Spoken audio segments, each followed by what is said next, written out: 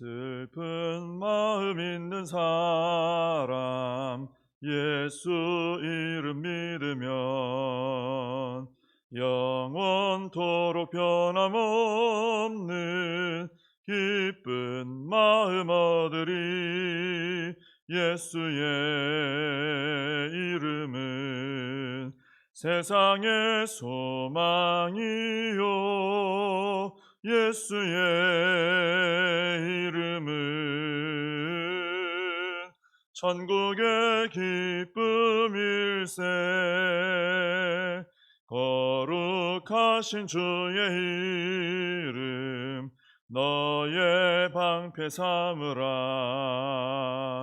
환난 시험 당할 때에 주께 기도드려라.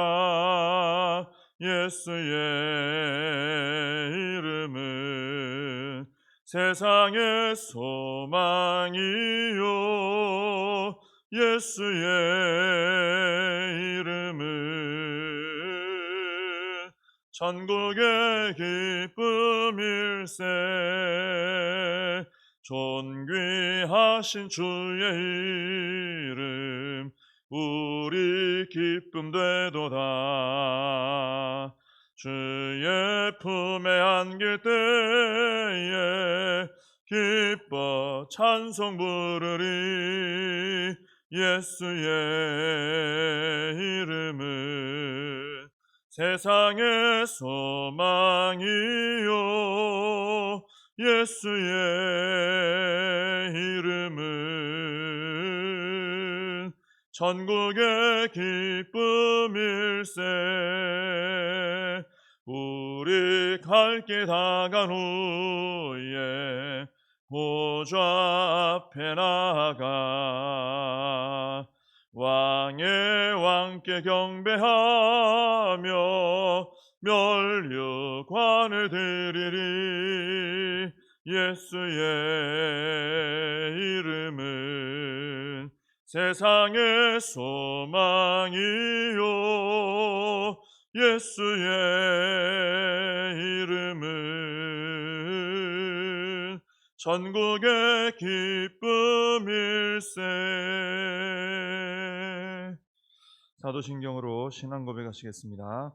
전능하사 천지를 만드신 하나님 아버지를 내가 믿사오며 그 외아들 우리 주 예수 그리스도를 믿사오니 이는 성령으로 잉태하사 동정녀 마리아에게 나시고 본디오 빌라도에게 고난을 받으사 십자가에 못 박혀 죽으시고 장사한 지 사흘 만에 죽은 자 가운데서 다시 살아나시며 하늘에 오르사 전능하신 하나님 우편에 앉아 계시다가 저리로서 산 자와 죽은 자를 심판하러 오시리라.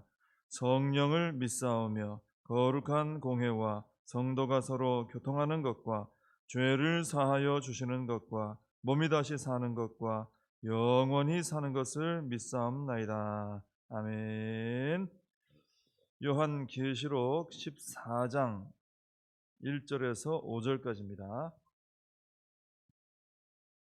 요한계시록 14장 1절에서 5절까지 말씀을 봉독해 드리겠습니다. 또 내가 보니 보라 어린 양이 시온 산에 섰고 그와 함께 14만 4천이 서 있는데 그들의 이마에는 어린 양의 이름과 그 아버지의 이름을 쓴 것이 있더라.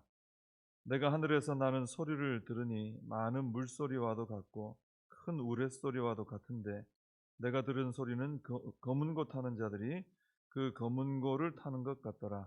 그들이 보좌 앞과 네 생물과 장로들 앞에서 새 노래를 부르니 땅에서 속량함을 받은 14만 4천 밖에는 능히 이 노래를 배울 자가 없더라. 이 사람들은 여자와 더불어 더럽히지 아니하고 순결한 자라. 어린 양이 어디로 인도하든지 따라가는 자며 사람 가운데서 속량함을 받아 처음 익은 열매로 하나님과 어린 양에게 속한 자들이니 그 입에 거짓말이 없고 금이 없는 자들이더라. 아멘. 네, 오늘 이제 본문에서 사도 요한은 어린 양이 구원받은 14만 4천과 함께 시온산에 선 것을 오늘 보게 됩니다. 12장, 13장에서 사도 요한은 사실 참 보기가 좋지 않은 걸 봤었죠. 용을 봤고요. 사탄이죠.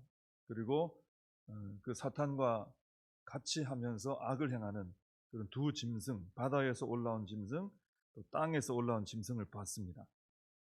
근데 오늘 이제 본문에서는 그 사탄의 세력과는 완전히 다른 어린 양과 그의 자녀들을 이제 보게 되는 것입니다.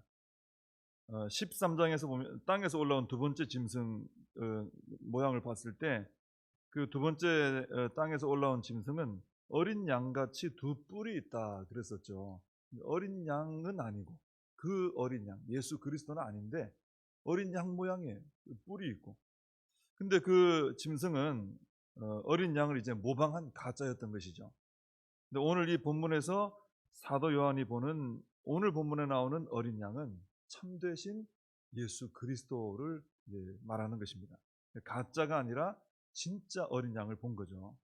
그래서 바로 여기 오늘 본문에 나오는 이 어린 양이 우리가 정말 봐야 하고 만나야 하는 어린 양 예수 그리스도시다, 이렇게 말할 수 있습니다. 1절에 보시면은 사도 요한이 이 어린 양 예수님을 볼 때 굉장히 그 감격했다라는 것을 느낄 수 있어요. 사도 요한이 어린 양이 시온산에 섰다 하면서 보라 그러지 않습니까? 성경에서 보라 그러면 강조도 하는 것이고 또 어떤 감격했다거나 이런 감정적인 그런 감탄의 표현입니다. 앞장에서 우리가 봤던 것처럼 거짓 어린 양을 사도 요한이 봤었는데, 오늘 이 본문에서 이제 참되신 어린 양을 뵙고 나니까 감탄이 저절로 나오면서 은혜를 받게 되는 것이죠. 참되신 어린 양 예수 그리스도를 볼 때 바로 이런 은혜가 임하게 된다는 것입니다. 그래서 오늘 우리도 다 이 참되신 어린 양 예수 그리스도를 인격적으로 만나는 자들이 되어야 하고, 또 그분을 날마다 만나 뵙고 그 감격 가운데 예수님을 만난 감격, 예수님을 만난 기쁨, 예수님과 함께하는 은혜, 그 가운데 우리가 살아가야 된다라는 것입니다. 오늘 1절에 14만 4천이라는 표현이 또 나오죠. 앞에서도 나왔는데 오늘 또 나옵니다. 이 14만 4천은 설명을 이미 드렸지만 딱 숫자 세서 14만 4천 딱 떨어지게 그렇게만 구원받는다, 이런 의미는 아니라고 했습니다. 그것은 이단들의 잘못된 주장이다 그랬습니다. 이 14만 4천은 구원받은 그 셀 수 없는 그 많은 성도를 다 전체를 통틀어서 의미하는 그런 상징적인 숫자입니다. 그래서 14만 4천 그러면 구원받은 모든 성도, 이렇게 생각하시면 됩니다.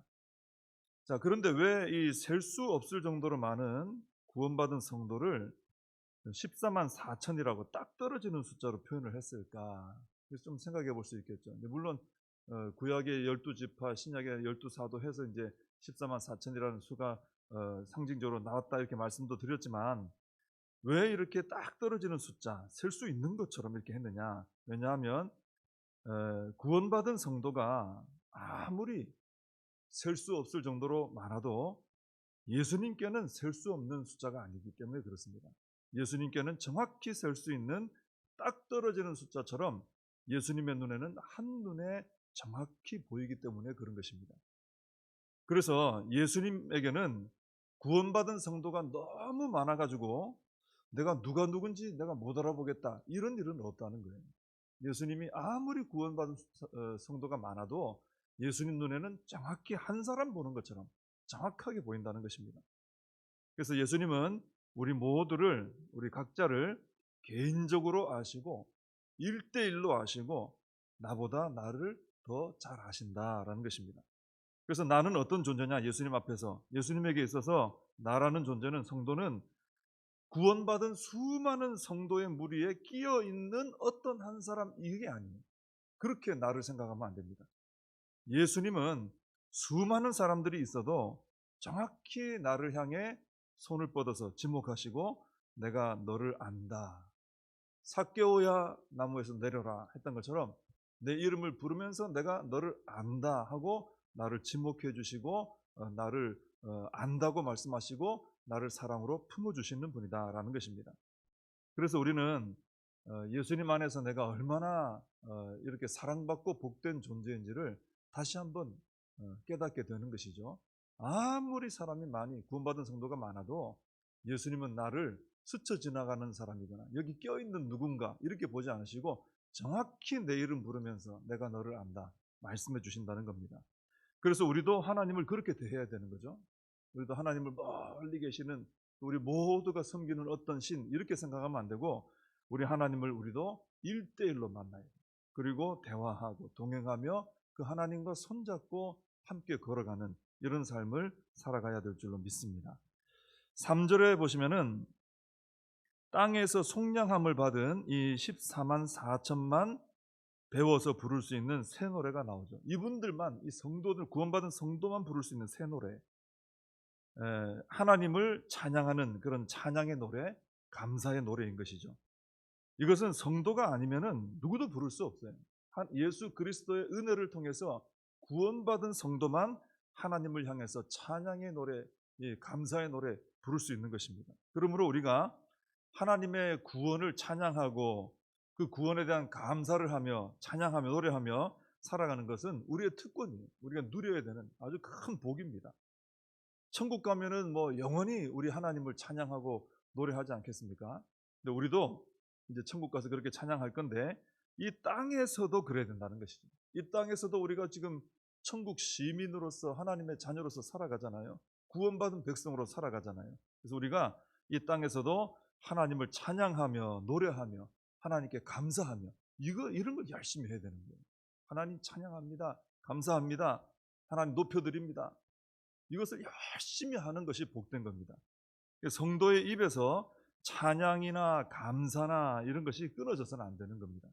그렇게 되면은 그런 성도의 입에서 하나님을 찬양하고 하나님께 감사하고 하는 이 노래가 끊어지면은 구원의 감격이 사라지게 됩니다. 그리고 은혜도 사라지고요.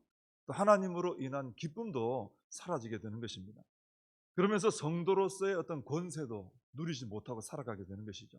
이 하나님을 찬양하고 높이는 건 우리의 특권이고요. 이걸 통해 받는 복이 어마어마한 것입니다. 그래서 우리는 하나님 앞에 합당한 이런 찬양과 감사, 나를 지으시고 나를 택하여 구원받게 하시고 하나님 자녀 삼으시고 이 땅에서 하나님 나라를 위한 일꾼으로 살아가게 하시고 천국 소망을 가지고 살아가게 하시고 나를 향한 하나님의 그 놀라우신 은혜를 항상 찬양하면서 감사하면서 우리가 그 은혜로 풍성하고 또 능력으로 풍성한 이런 삶을 살아가야 될 줄로 믿습니다. 천국에서 영원히 찬양할 것인데 이 땅에서도 우리가 열심히 찬양하고 감사하며 살아야 된다는 것이죠. 4절과 5절에는 이 구원받은 14만 4천의 특징이 나옵니다. 여러 가지, 세 가지 정도 나오는데 첫째는 이 사람들은 여자와 더불어 더럽히지 않은 순결한 자들이다 그랬습니다.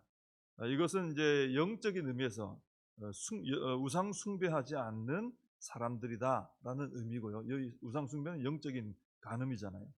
그리고 실제로도 성적으로도 타락하지 않은 자들이다 이런 의미가 있겠습니다. 그래서 성도는 하나님이 아닌 어떤 것에도 의지를 하거나 숭배해서는 안 된다라는 거죠. 그것은 우상 숭배이고 영적인 간음이 됩니다. 그리고 자신의 몸을 거룩하고 순결하게 지킬 줄 알아야 하는 것이죠. 내 몸을 하나님께서 기뻐하시는 선한 일에 사용해야 됩니다. 내 영혼만 어떻게 하나님께, 그리고 내 몸은 내 마음대로 이런 일은 있을 수가 없는 것입니다. 내 영혼이 하나님 앞에 거룩하게 세워진다면은 내 주님 주신 이 몸으로도 하나님 기뻐하시는 선한 일에 드려져야 된다는 것이죠.